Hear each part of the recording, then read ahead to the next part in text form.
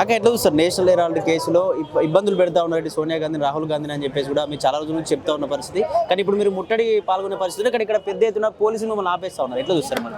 ఇప్పుడు పోలీసులు కాదు, మమ్మల్ని ఏ ముళ్ళకంచెలు కానీ ఏ పోలీసులు కానీ ఆపిన ఆగటోళ్ళం కాదు. ఎందుకంటే అది అబద్ధాన్ని నిజం చేయాలని ప్రయత్నం చేస్తారు. మేము నిజాన్ని నిక్కాసుగా దేశ ప్రజలకు చెప్పాలనుకున్నాం. దేశ ప్రజలకు తెలుసు. ఎందుకంటే ఒక ఎఫ్ఐఆర్ కూడా కాని కేసును పట్టుకొని బీజేపీ పార్టీ వాళ్ళు చేసేది హాస్యాస్పదంగా ఉంది, సిగ్గు కూడా అనిపిస్తుంది. మేము అనేది ఏంటంటే కోర్టే తిరస్కరించింది. మీ దగ్గర ప్రూఫ్స్ ఉంటే పెట్టండి. ఎఫ్ఐఆర్ కూడా కానీ కేసును మేము ఎలా ఇది పరిగణలోకి తీసుకోమని చెప్తున్నారు. కోర్టు ముట్టకాయలేసినా కూడా వీళ్ళకి సిగ్గు అనిపించట్లేదు తమ్ముడు. నాకు అదే అర్థం కాదు. బీజేపీ పార్టీ మరి బ్రిటిష్ వాళ్ళని అనుసరిస్తుందేమో అనిపిస్తుంది. ఒకానొకప్పుడు బ్రిటిష్ కాలంలో భారతీయులను కూర్చోబెట్టినట్టు ఒక మూలను కూర్చోబెట్టిరు. అది అందరి చరిత్ర తెలుసు. ఇప్పుడు కాంగ్రెస్ పార్టీ కార్యకర్తలు కూడా ఒక మూలను కూర్చోబెట్టాలి, మేము బ్రిటిష్ పాలన అనే విధంగా అనుమానం వస్తుంది.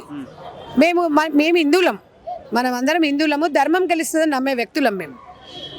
నేను బీజేపీ నా కొడుకులకు ఒక్కడే చెప్తున్నా, నిజంగా లావాదేవీలు జరిగినట్టయితే ఆధారాలతో సహా బయటపెట్టండి. సోనియా గాంధీ గారు రూపాయి తీసుకున్నా, ₹2 తీసుకున్నా, అక్కడ ఆర్థిక లావాదేవీలు జరిగినట్టయితే చూపించాలి. చూపించకపోతే నేను అన్న మాటని విత్డ్రా చేసుకుంటాను. నేను అన్న మాట దాన్ని కట్టుబడి ఉన్నా, ముక్కు నేలకు రాస్తా. అక్కడ లావాదేవీలు జరిగినట్టయితే జరగని దాని గురించి మీకు అవసరం అనుకున్నప్పుడల్లా కాంగ్రెస్ పార్టీని నిందితుడిలాగా చూపించడానికి దేశం కోసం ప్రాణాలు అర్పించిన కుటుంబం గాంధీ కుటుంబం మీద అవాక్కులు చెవాక్కులు మీరు జరగగానే అది అయ్యేది కాదు, అది జరిగేది కాదు, అది నిలిచేది కాదు. పైచాచిక ఆనందం పొందడానికే తప్ప దీంట్లో నిజం అనేది లేదని తెలంగాణ ఇక్కడ దేశంలో ప్రజలందరూ కూడా తెలుసు. ఒక సోనియమ్మ ఆమె జీవితమే ఒక త్యాగం. ఆ త్యాగం కోసం అంత త్యాగమూర్తిని ఈ సమయంలో వయసు మీద పడుతున్న సమయంలో ఆరోగ్యపరంగా బాగాలేకున్నా కూడా ఆమెని టార్చర్ చేయాలి అని నేషనల్ హెరాల్డ్ కేసు అనేది అందరికి తెలిసిందే. దాంట్లో ఎలాంటి ఆర్థిక లావాదేవీలు లేవు, అలాంటిది ఏం లేదని ప్రతి ఒక్కరికి తెలుసు. అవసరం అనుకున్నప్పుడల్లా రాహుల్ గాంధీ గారిని, సోనియమ్మని ఇబ్బంది పెట్టాలి, వాళ్ళ కుటుంబాన్ని రోడ్డు మీదకి తీసుకురావాలి అనే విధంగా, అంతే తప్ప రాజకీయ లబ్ధి కోసము వాళ్ళు ఏదో క్షణికానందం పొందుతున్నారు తప్ప. ఒక్కటే చెప్తున్నాం, ఈరోజు ధర్మం మా వైపు ఉంది, గెలుస్తుంది. ఆల్రెడీ కోర్టు చెప్పింది, ఆధార్ ఉంటే తీసుకురమ్మని. మరి ఈరోజు బీజేపీ పార్టీ గాంధీ భవన్ సాక్షిగా నేను ఒక పిసిసి జనరల్ సెక్రటరీ మీకు సవాల్ విసురుతున్నా, మీ దగ్గర ఏమన్నా ప్రూఫ్స్ ఉంటే చూపించండి. అంటే ఓట్ చోరీ పైన ప్రతి రాష్ట్రంలో సభలు సమావేశాలు ఏర్పాటు చేస్తున్నారు రాహుల్ గాంధీ అని చెప్పేసి కావాలని మ్యానిపులేట్ చేసే ప్రక్రియ జరుగుతుంది అనుకోవచ్చు. ఒకటి అసలు ఆ ఓట్ చోర్ అనే దానికి 100% ఉండొచ్చు. ఎందుకంటే చర్చలకు రమ్మంటే మేము విత్ ప్రూఫ్తో సహా చూపిస్తున్నాడు రాహుల్ గాంధీ గారు. మరి ఇదే బీజేపీ పార్టీ నేషనల్ హెరాల్డ్ కేసులో అవినీతి జరిగింది, ఇవన్నీ ఇక్కడ ఆర్థిక లావాదేవీలు తప్పుదో పట్టింది, విదేశాల నుంచి కాదు ఇంకే కంపెనీల నుంచి కానీ ఎక్కడైనా డబ్బులు తీసుకున్నట్టు ప్రూఫ్ చూపించాలి. మరి రాహుల్ గాంధీ గారు క్లియర్గా చూపిస్తున్నారు.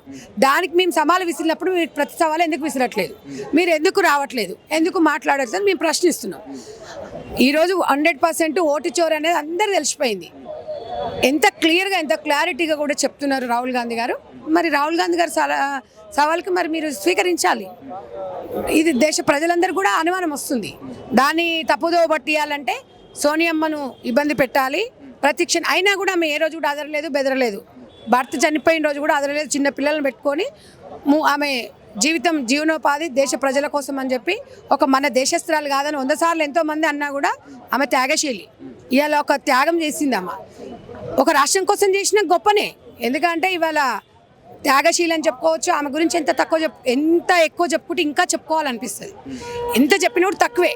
ఎందుకు అంటే అంత త్యాగమూర్తిని ఇబ్బంది పెట్టి ఉసురుముడుతుంది కొడుకులకు. ఇవాళ ఢిల్లీలో 25 ఎకరాల భూమిని ఇలా పార్టీ పరంగా ప్రజలకు ఇచ్చిండ్రు.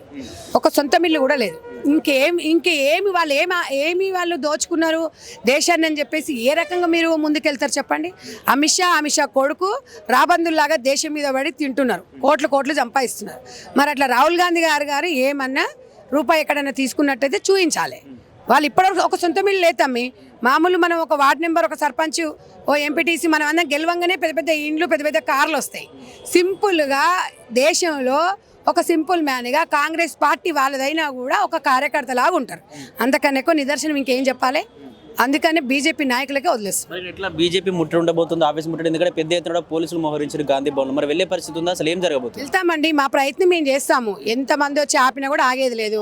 వాళ్ళు అబద్ధాన్ని చేసి నిజం చేయాలని ఎంత చూసినా కూడా ఇక్కడ సహించేది లేదు. నాటకాలు ఆడుతున్నారు. దేశంలో కాంగ్రెస్ కార్యకర్తలు ఆగ్రహంతో ఉన్నారు. ఎందుకంటే న్యాయస్థానం మీద మాకు నమ్మకం ఉంది కానీ వెయిట్ చేసినాము. న్యాయస్థానం చెప్పినాక కూడా ఇట్లనే నిలిగిర్రు అనుకో, తగిన గుణపాఠం అయితే దేశ ప్రజలు చెప్తారు.